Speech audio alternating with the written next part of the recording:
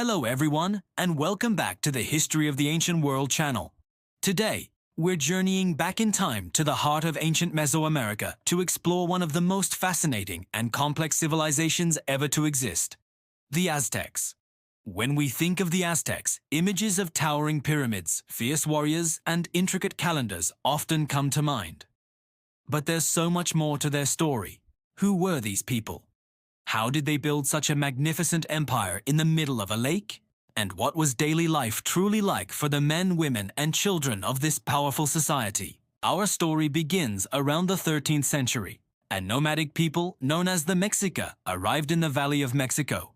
According to their legends, their patron god, Huitzilopochtli, had given them a prophecy. They were to build their home where they saw an eagle perched on a cactus devouring a serpent. After years of wandering, they finally witnessed this exact sign on a small, swampy island in the middle of Lake Texcoco. It was here, against all odds, that they founded their great capital city, Tenochtitlan, in the year 1325. This very symbol, by the way, is still at the heart of Mexico's national flag today, a powerful link to its ancient past. Building a city on a marshy island was an incredible feat of engineering. The Aztecs were master innovators. They created chinampas, often called floating gardens. These were artificial islands built by weaving together reeds and piling on mud and vegetation from the lakebed. These incredibly fertile plots allowed them to grow multiple harvests a year, producing maize, beans, squash, tomatoes, and chilies. This ingenious agricultural system was the foundation of their booming population and the lifeblood of Tenochtitlan. The city itself was a marvel, connected to the mainland by massive causeways and crisscrossed by a network of canals that served as its streets. People traveled by canoe, just as you might see in modern-day Venice. At the heart of Tenochtitlan stood the Templo Mayor, the Great Temple. This was the religious and social center of the Aztec world. It was a massive stepped pyramid with two temples at its peak, one dedicated to Huitzilopochtli, the god of war and the sun, and the other to Tlaloc, the god of rain and fertility. Religion was woven into every aspect of Aztec life. They had a complex pantheon of gods and goddesses who controlled the natural world and human destiny. They believed these deities needed to be nourished to maintain balance in the cosmos. This belief led to the practice of ritual sacrifice, a controversial but central part of their religious observance, which they believed was necessary to ensure the sun would rise each day. Aztec society was highly structured, like a pyramid itself. At the very top was the emperor, the Huitzilopochtli, who was seen as a semi-divine ruler. Below him were the nobility, priests, and high-ranking warriors.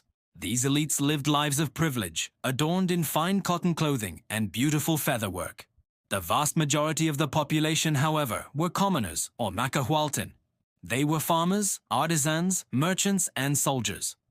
While their lives were harder, they weren't without opportunities. A commoner could rise through the ranks through exceptional bravery in battle, proving that merit played a key role in their social structure. One of the most impressive aspects of Aztec society was their mandatory education system. Unusually for the ancient world, all Aztec children, regardless of their social standing, be they nobles or commoners, boys or girls, were required to attend school. Boys from noble families attended the Calmecac, where they were trained in leadership, astronomy, philosophy, and the duties of being a priest or government official. Commoner boys went to the Telpochcali, which focused more on practical and military training. Girls also had their own schools, where they learned about religion and the domestic skills needed to run a household. This emphasis on education created a well-organized and knowledgeable populace. The marketplace, or Tianquistli, was the vibrant heart of the Aztec economy. The market at Tlatelolco, Tenochtitlan's sister city, was enormous, attracting tens of thousands of people daily. Here, you could find everything imaginable, from basic foodstuffs like maize and fish, to luxury goods like turquoise, jade, cocoa beans, and exotic bird feathers.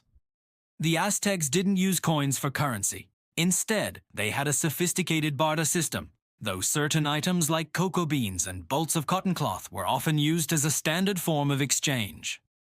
These bustling markets were not just places of commerce, but also social hubs where people gathered to exchange news and gossip.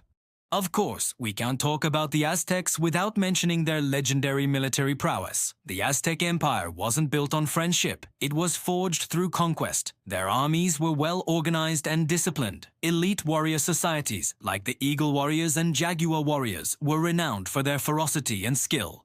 Conquered city-states were not usually destroyed, but were required to pay tribute to the empire. This tribute, in the form of food, textiles, precious metals, and even people for sacrificial rituals, flowed continuously into Tenochtitlan, making it one of the wealthiest and most powerful cities in the Americas. The empire's expansion, however, also planted the seeds of its downfall. The heavy burden of tribute created resentment among the conquered peoples.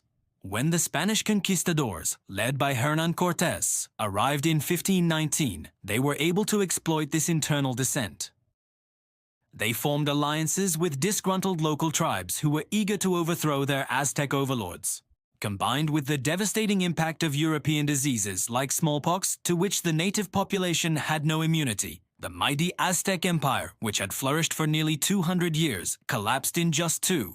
The fall of Tenochtitlan in 1521 marked the end of an era, but the legacy of the Aztecs endures. Their language, Nahuatl, is still spoken by over 1 million people in Mexico today. Their innovations in agriculture, engineering, and art continue to inspire awe. By studying their complex society, we gain a deeper appreciation for the rich and diverse history of the Americas before European contact. The story of the Aztecs is a powerful reminder of human ingenuity, resilience, and the intricate tapestry of civilization. Thank you so much for joining us on this journey into the world of the Aztecs. What part of their society do you find most fascinating? Let me know in the comments below. If you enjoyed this video, please give it a thumbs up and don't forget to subscribe to History of the Ancient World and hit that notification bell so you won't miss our next adventure. We'll see you in the next one.